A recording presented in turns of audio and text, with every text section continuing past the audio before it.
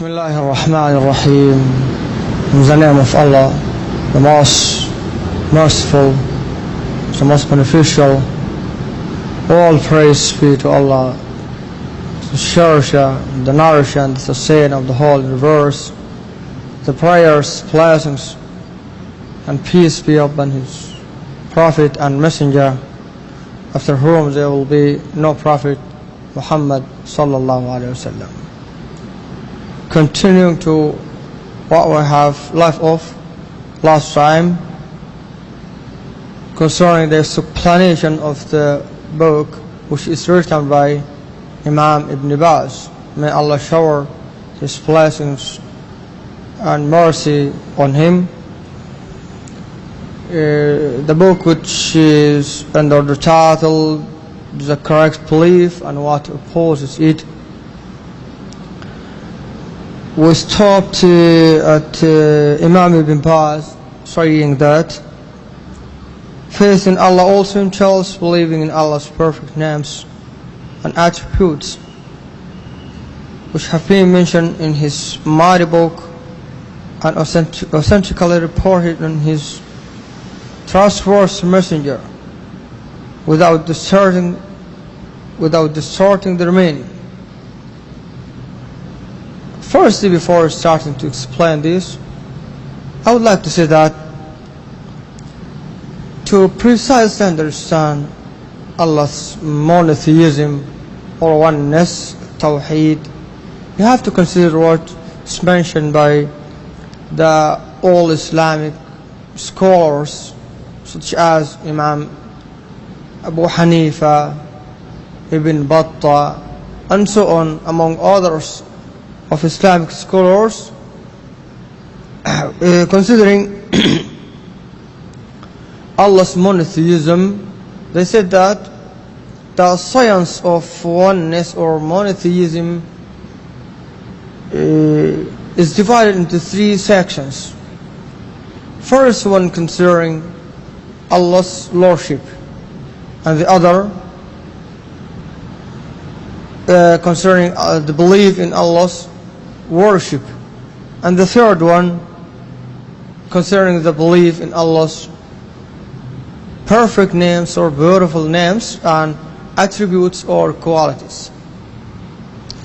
I think we have just started talking about the first two sections, Allah's lordship and Allah's worship, and we've said that Allah's lordship concerning the belief in the fact that Allah is the only creator of the whole universe, who looks after His creations, sustains them, takes care of all of their needs and so on. We have talked a lot about this in the previous lectures that we have done, but also the second one, which is concerning the Allah's worship. We have explained that Allah's worship means that we have to single Allah out with any type of worship, prayer, supplication, hope, fear, whatever it is. All the kinds of worship should be for Allah alone, should be specified for Allah. These are the two sections that we have already talked about. But today we want to talk about Allah's perfect names or beautiful names and attributes. Here Imam Ibn Baz said that believing in Allah's perfect names and attributes, which have been mentioned in his mighty book and authentically reported in his trustworthy messenger, on his trustworthy messenger. Good. Firstly, Muslims believe that Allah has names and qualities or attributes, descriptions. The sources for this belief are two and only. The first one is the noble book, the Holy Quran, and number two, the authentic Sunnah. This means that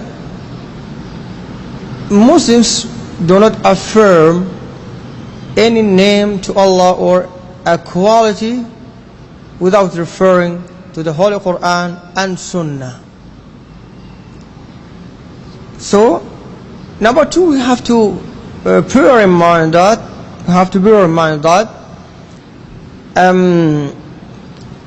all the names and the attributes has their own meaning.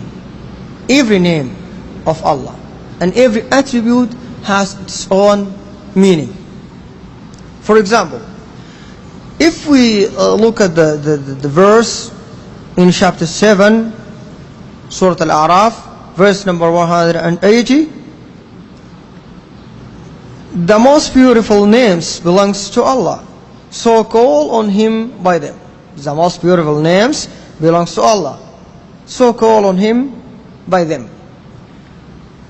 These beautiful names include, for example, Allah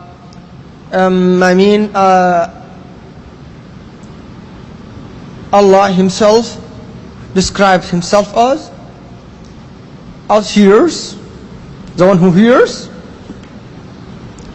all hear, the one who sees, all seer, and also all knowing, Al-Alim, and all wise, Al-Hakim, the full of strength, Al-Qawi, the exalted, Al-Aziz, all comprehension, Al-Latif, and so on. These are names, and if you remember, it says that every one of these names, or each one of these names, has its own meaning. This means that Al-Alim, all-knowing, is not like As-Sami', all-hearing. Each one of them has its own meaning. All-hearing As-Sami' means that Allah hears everything. All-knowing Al-Alim means that Allah knows everything happens in the whole world. Okay. And also, we should consider that Allah has subjective and actual qualities, including His coming and His going out, His bringing, and so on. Allah has risen over His throne.